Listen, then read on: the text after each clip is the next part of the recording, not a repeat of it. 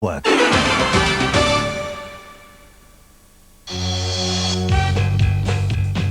From the Omni in Atlanta, Georgia, it's the Redman TNT All-American Pulling Series.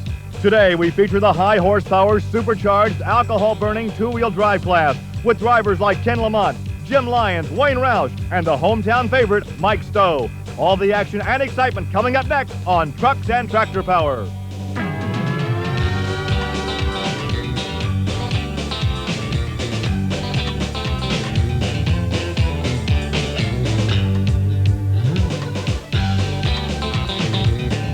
Welcome to Trucks and Tractor Power here on the Nashville Network. I'm Gary Lee alongside Rich Hooser, and today we're in Atlanta, Georgia at the Omni for two-wheel drive pulling competition. And Rich, realistically, this two-wheel drive class may be the most competitive, and it certainly offers the greatest diversification in body styles. Right, Gary. It is the most competitive class in pulling today. And, of course, body styles, we're going to see everything from a funny car to an old Model T Roadster of Wayne Roush. And these creations can crank out the horsepower. We will see some wheel standers. However, the most critical aspect is weight distribution. Right again, Gary. Weight means everything to these guys. Like we said, they're two-wheel drive, so they have to transfer all their horsepower to their rear wheels only. And to do this, these guys are going to be moving weights all night long, from the front of the vehicle to the rear of the vehicle, even from side to side. And, of course, 50 pounds can make a big difference. The red Georgia clay on the floor of the Omni for the super modified two-wheel drive class. This class offers perhaps the most diversification in body styles, and here's an unusual body pulling out right now. This is the Kodiak truck out of the In-Laws and Outlaws racing team from New Haven, Indiana. This is Jim Brockman, and Jim, a good look in the cockpit there, will be the first puller. This will represent a test pull. Rich, explain that. Well, what the test pull is, Gary, is the first person in each class of pulling. Now, when they bring the dirt in and they lay it down, they're really not sure how it's going to be, so they might have to change the weight of the sled. Now, this can be an advantage and it could be a disadvantage, but they do have a choice of taking this pull or dropping down further in the class.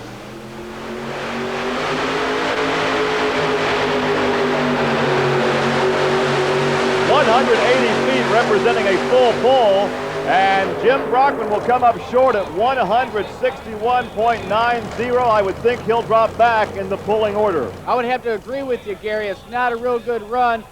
He come out of the hole pretty good, I thought, but he was doing a little slipping and sliding there. He's not getting his front end up high enough. I think he'll probably go back and change some weights around before he comes back and runs again. Well, he could drop to fourth in the line or to last, so we'll have to wait and see what his decision might be. Only 161.90.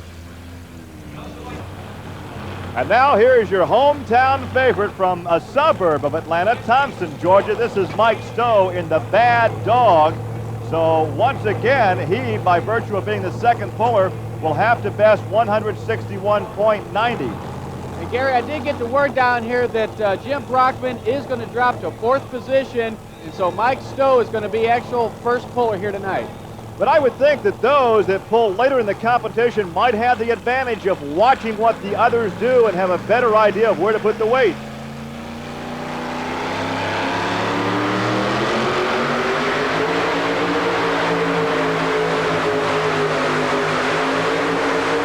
And Bad Dog, short of a full pull. Mike Stowe takes it 169.56, just shy of 170 feet.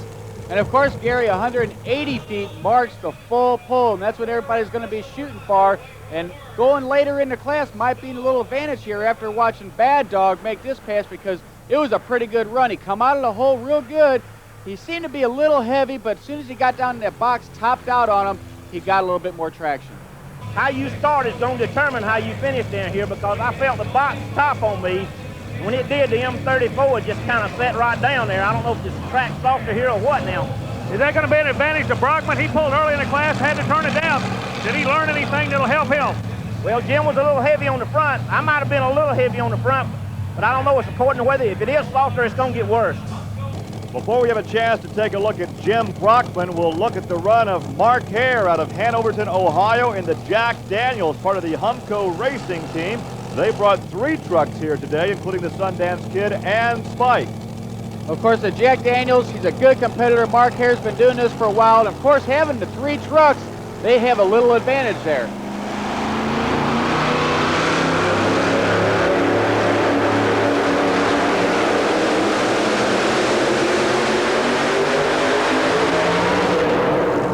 let's see what his teammates might learn from the run of Jack Daniels, 164.83. Well, Gary, it's kind of funny down here in the pits. As soon as somebody gets done pulling, everybody goes to their trucks and starts moving weights around. Now, watching Jack Daniels here, he's a little bit to the left-hand side, and he's got to ride that right-hand brake a little bit, and he's losing some distance when he does that. Mark, a 164.83 and a whole lot of bounce. I'm not used to seeing that bounce in this class. Well, I don't know. Maybe we made a few adjustments and that caused the bounce, or maybe the track was just rough on that side. We kind of tried to go down that sideline there, and I don't know. It didn't feel too bad. Might have been a little heavy on the front, but we got to settle for it. Rich, you have caught up with John Heilman. What does he have to say about the weight situation? Okay, John, I've seen you moving some weights around over here after these last couple of pulls. What are you doing?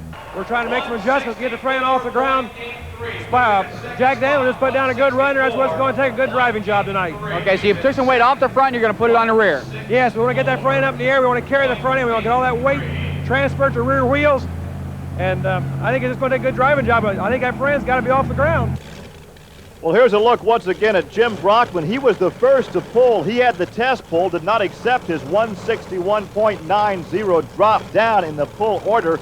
So now he goes out in Kodiak. Jim Brockman from New Haven, Indiana. The distance to beat there on the screen, 169.56.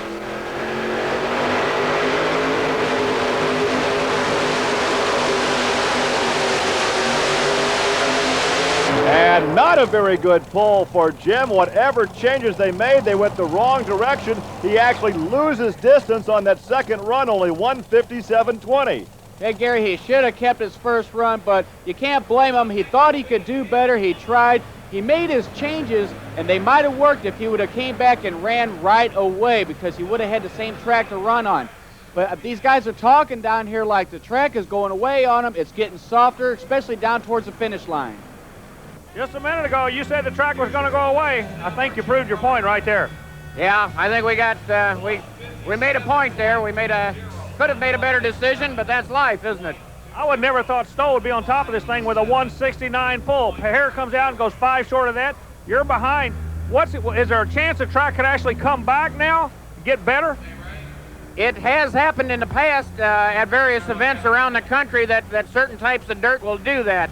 I really don't expect it to happen here, but, you know, you never know.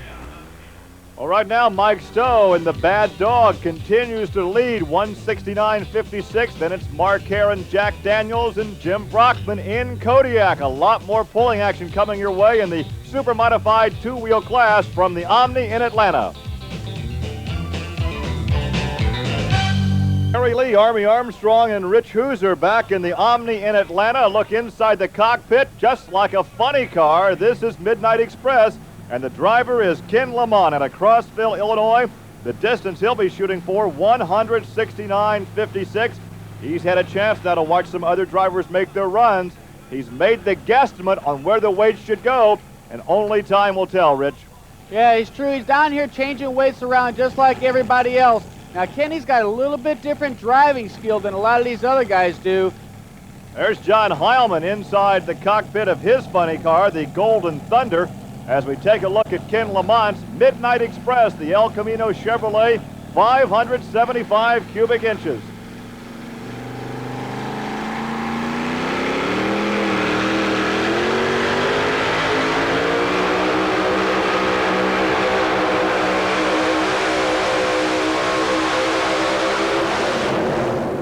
And he will fall short, in fact, about 10 feet short at 159 feet even.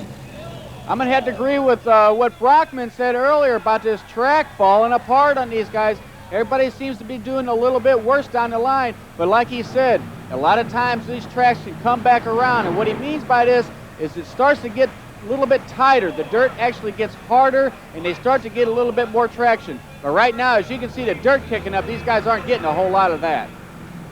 Ken Lamont, I don't know how to tell you this, but I think you ought to be satisfied with that 159. This track's doing weird things out here tonight. Yeah, it's definitely not the track this track normally is. I'd love to have been up in the front of the pack like Stowe was, but I wasn't.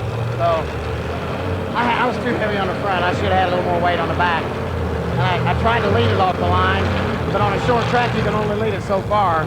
And I thought, well, this isn't working, so we're going to try putting a little throttle into it, and that didn't work either, so I don't know what to think. Well, Army, as we listen to your interviews, these drivers are doing a lot of second guessing, but once the run has been completed, there's no turning back. Up next in this white and yellow Golden Thunder, this is the Thunderbird funny car of John Heilman out of Rockford, Ohio. He is also a competitor in the modified tractor class where they run 4 and 5 engines. Only one engine here today, and he'll have to make that one do.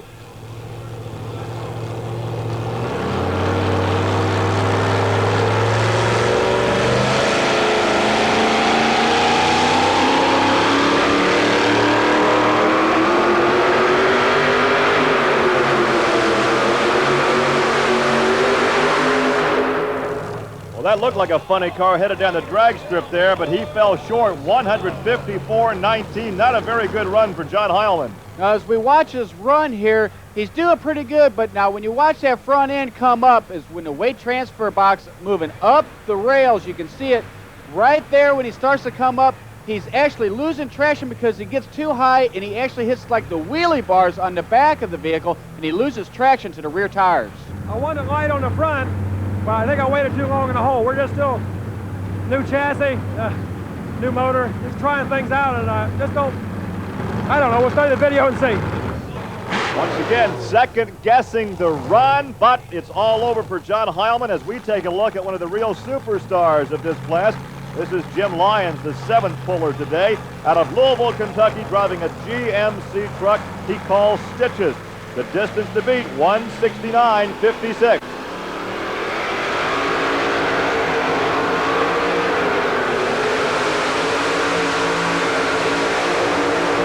He's close. He is very close. Let's wait and see. Yes, he did it, Rich. 169.76. And Gary, that's only 0.2 of a foot, but that's all it takes to take the lead here when it comes down to pulling. It's that close. This competition is just tremendous. Now watch his run here. It's always picture perfect. Now when he gets the front end up a little too high here, it seems like he lets off the throttle, nails it again, and I've seen Jim do this before, and I don't know how he gets his momentum back, but he does it. It's an excellent run, and he takes the lead. Jim Lyons, 2/10 is as good as a mile in this game, isn't it? Yes, sir. I'm really disappointed in my run. Oh, I had a good run going. I had to get on the brakes hard. I could have done a lot better than that. Yeah, the ground speed was there, but you were also coming across the track. We could tell at about the 150 had to tag the brake. You say that knocked the bottom out of it? It really did. It slowed it down a lot. I could have gained another 5 feet. Tell you what, the new truck is working. Good luck to you. It is super. Thanks.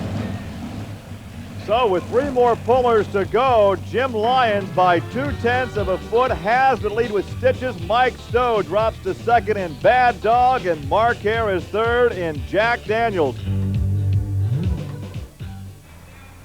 A good crowd on hand here in the Omni in Atlanta, waiting for our next puller, Rick Carpenter, the Sundance Kid out of Bettendorf, Iowa. That was a truck that was driven in the national title last year by Ray Carpenter, his brother, who is standing by now with Rich Hooser. Okay, Ray, you got your brother Rick driving the truck for you this year. How is he doing so far, and what kind of advice do you give him? Well, we're giving him all the advice we know, and he's doing a heck of a job for us, no doubt about it. He's so far we're averaging about a third. Not good enough. We don't like that third. There's only one number out here we're interested in. Okay, now he's going to run here in just a moment, and then I'm going to talk to you right afterwards, and let's find out what he did and why he did it, all right? You bet. Let's do it. Okay. Boy, talking about putting some pressure on a kid, Rick Carpenter in the Sundance Kid out of Bettendorf, Iowa, has his mentor, his brother, and defending national champion watching from the pit area. We have talked throughout the program about this track here in the Omni breaking up, but after each pull, the track crew goes out and packs the pulling surface down. So if we get this surface packed down enough, the drivers pulling late in the competition can use more horsepower and keep the vehicles on top the pulling surface.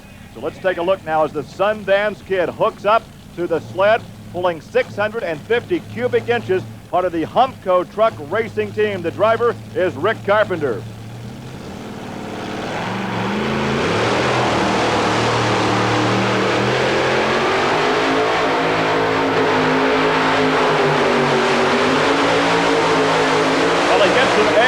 front end and falls about 8 feet short, 161.67 for the Sundance Kid.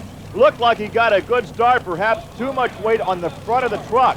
But then as he gets about halfway down the run and that box begins to move up the sled, the weight transfer, the front of the truck comes up in the air. A good straight drive, but it's not quite far enough. Only 161.67. Not good enough to take the lead here at the Omni. And Rich, as you promised, you're standing by with Ray Carpenter. Okay, Ray, what happened out there now? He didn't get number one, but what'd he do? We missed the weight. Now you know what it feels like when your dog turns against you, your wife backs off, takes all the clothes back home to mama. All right, well, I'm sorry to see what happens, but better luck next time on it. Rick, it seems like you just experienced something that a rookie's got to go through. That time in the seat. It seems to me like you waited a little too long before you nailed the throttle. Yeah, I may have, Army. May be guilty of that, but tell you, as you know, we're already in the second week of these TNT Winter Points Championships, and we've already had 3 major motor explosions by the veterans, and I tell you, they're sending these things off like the M80s on the 4th of July. We hope we can just maybe hold on their coattail and wind up all right at the end of this thing.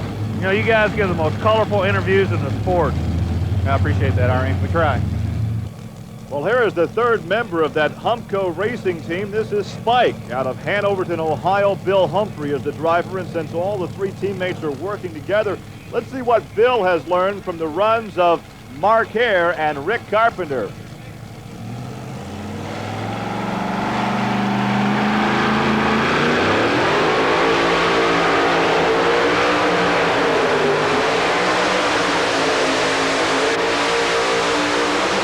Pulls far to the left, and his run only 162.52. And not a very good run at all, Gary. As you noticed at the beginning, when he came out, it sounded real good. When he hooked up to the throttle and nailed it, he really started to pick up some momentum, but then he got a little bit too high in the front end, and he started to veer off to the left like a lot of these guys been doing all night, and he's got to ride that right brake. And of course, he's losing right there, as you can see it coming up too high. He's losing traction there, and he almost went out of bounds right on the line.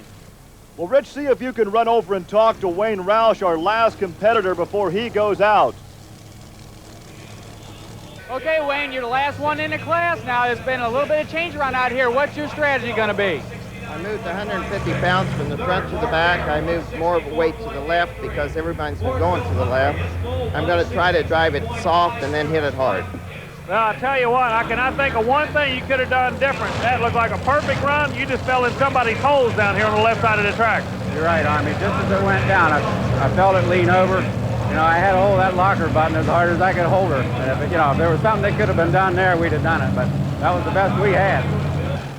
One of the real crowd favorites is the yellow tee of Wayne Roush out of Dublin, Ohio. He is the one that was the former agricultural professor at Ohio State University in Columbus, Ohio. Now the distance to beat is 169.76, and this will be our last puller here in the Omni today.